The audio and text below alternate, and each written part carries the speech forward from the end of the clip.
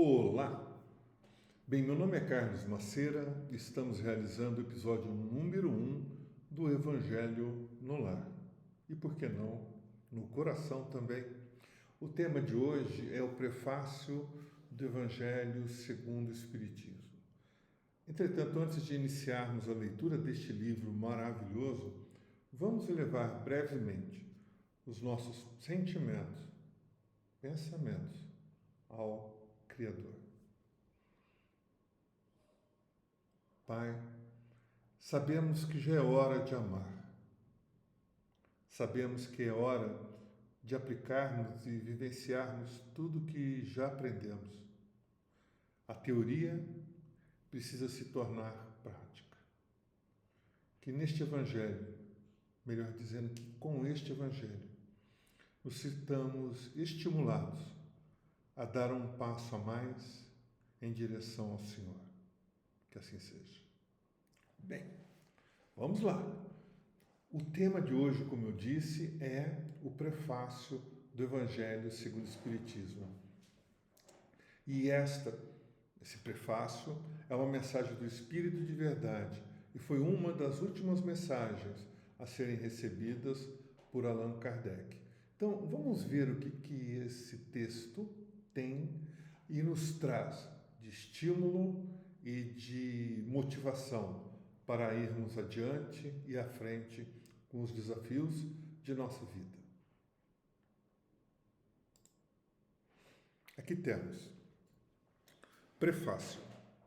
Os Espíritos do Senhor, que são as virtudes dos céus, qual imenso exército que se movimenta ao receber as ordens do seu comando, espalham-se por toda a superfície da terra e, semelhantes a estrelas cadentes, vêm iluminar os caminhos e abrir os olhos aos cegos.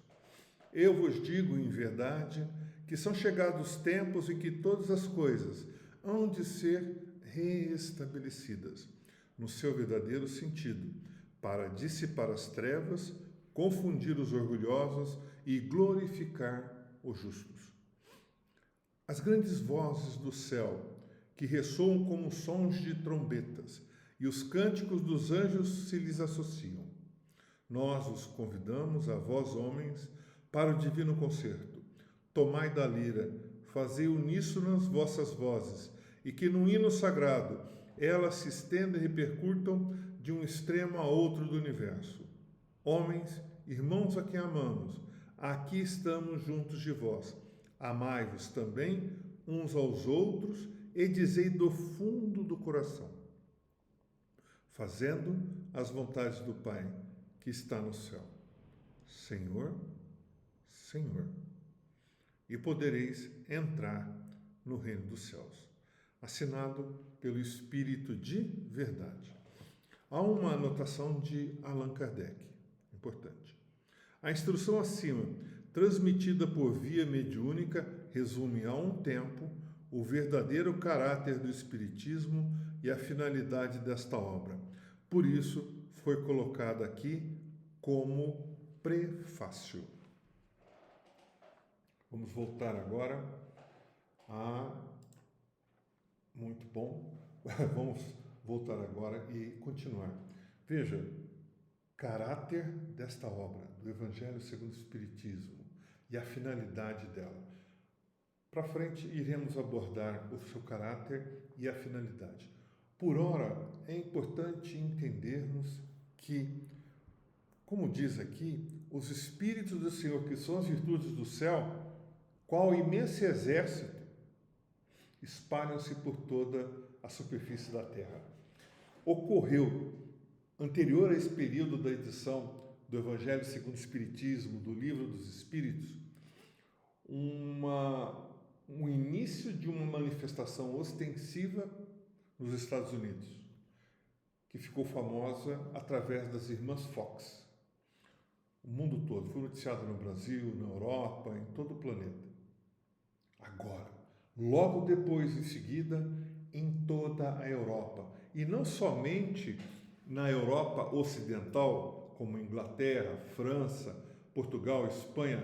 Pense também na Europa do leste, nos países eslavos, no norte da África, na Eurásia. Não faltaram comunicações e, nitidamente, percebemos uma organização nessas manifestações ostensivas.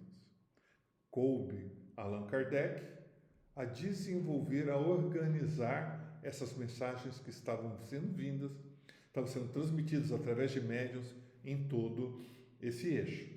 Bem, antes de continuar, é importante você considerar o seguinte: para haver manifestações organizadas é necessário que hajam espíritos organizando. Isso é uma comprovação enorme, acredite você ou não. Imagine se você no século XVIII, acredite você ou não, as mesas estavam girando, as mesas começaram a falar, de repente os médiuns começaram a escrever, independente do seu querer, da sua vontade.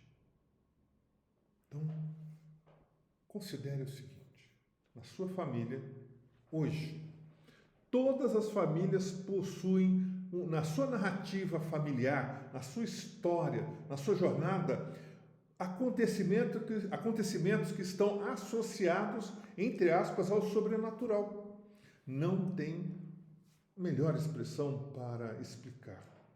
De um filho que é salvo por um homem que veio não se sabe de onde, pela cura de um neném através da prece, pelo sonhar com papai, mamãe, vovô, vovó, dando-lhes instruções específicas para resolver, como resolver um problema sério ou para ir cuidar de algum familiar que não está bem. Posso continuar indefinidamente com todas as histórias que já ouvi ou vivi. Eu tenho certeza que você também pode contribuir com as suas histórias. Cabe a você acreditar ou mistificar ou negar. A liberdade é sua. Entretanto, para aqueles que têm olhos de ver e ouvidos de ouvir, já é suficiente. A grande verdade é que nós não estamos sozinhos. Deus existe, Ele é amoroso, é Pai e se importa com você. Por isso que estes fatos existem em todos os tempos da humanidade e ainda não foram valorizados. Para você não ficar em dúvida com relação a este aspecto, me acompanhe na leitura da mensagem de Meimei. Vamos lá, deixa eu selecionar aqui e nós vamos ver um pouquinho desta mensagem que fala sobre a existência de Deus. Veja, as pessoas buscam muito a ciência. O Espiritismo é uma ciência espiritual baseado na observação, na experimentação. A ciência das leis naturais também é como a física, a química. Agora, quando falamos de Deus, como saber de sua existência? Nada mais simples do que esta história de Meimei. Vem comigo. Conta-se que um velho árabe analfabeto orava com tanto fervor e com tanto carinho cada noite, que certa vez o rico chefe de grande caravana chamou-o à sua presença e lhe perguntou: por que oras com tanta fé? Como sabes que Deus existe, quando nem ao menos sabes ler? O crente fiel respondeu: grande Senhor, conheço a existência de nosso Pai Celeste pelos sinais dele. Como assim? Indagou o chefe admirado. O servo humilde explicou-se: quando o senhor recebe uma carta de uma pessoa ausente, como reconhece quem a escreveu? Pela letra. Quando o senhor recebe uma joia, como é que se informa quanto ao autor dela? Pela marca do ourives. O empregado sorriu e acrescentou: quando houve passos de animais ao redor da tenda, como sabe depois se foi um carneiro, um cavalo ou um boi? Pelos rastros, respondeu o chefe, surpreendido.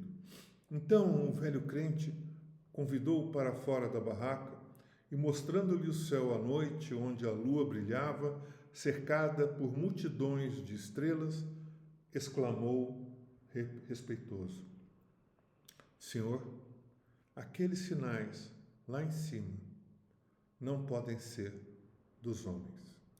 Neste momento, o orgulhoso caravaneiro, de olhos lacrimosos, ajoelhou-se na areia e começou a orar também. Do capítulo 2 do livro Pai Nosso, de Meimei, obra psicografada pelo médium Francisco Cândido Xavier. Nada mais simples do que os sinais de Deus ao nosso redor. Ao observarmos a natureza durante o dia, a natureza à noite, na manifestação dos nossos filhos, no nascimento de nossos filhos, no amor que permeia a nossa família, no amparo que nos vem frequentemente, ao olharmos para o passado e vermos que no momento crítico o socorro lá estava. A orientação de uma criança enquanto anda conosco à noite, voltando para casa de mãos dadas com seu pai, sua mãe, e dela sai uma palavra esclarecedora, elevada, que não lhe é natural, apacentando o coração desses pais. No trabalho que surge, oferecendo dignidade à família, a inspiração do melhor caminho a seguir, no propósito de viver com Deus. Então vejam, o convite é simples. Assim como em Mateus, na coletoria dos impostos, Jesus lá entrou, ele e Mateus olharam olho no olho e Jesus o convidou: segue-me. Aqui também se refaz esse convite. Sinta-se humilde, não se revolte, não complique. Aceite o convite do nosso irmão mais velho, do nosso amigo divino. Entregue-se ao amor, a construir o reino de Deus em você, e essa transformação mudará a sua vida para sempre, para melhor. Esse é o convite desse prefácio. Aceite, entenda e viva as consequências da compreensão de que nós verdadeiramente não estamos sozinhos, não estamos abandonados, e a vida é uma bela obra em que nós podemos ser co-criadores. Essa é a mensagem do prefácio, e agora vamos para uma breve prece e encerrarmos com gratidão ao nosso Pai. Pai amado, que dizer senão obrigado pelo dia e pela noite, pelo sol, pela chuva, pelo alimento, pelo teto, pelos desafios da vida que se fazem presentes. O fato é que estamos gradativamente aprendendo a perceber as suas bênçãos em todos os momentos. Então, lhe pedimos somente que nos estimule para que possamos compartilhar todas as bênçãos que aqui recebemos com cada um dos nossos irmãos nessa jornada. Que assim seja.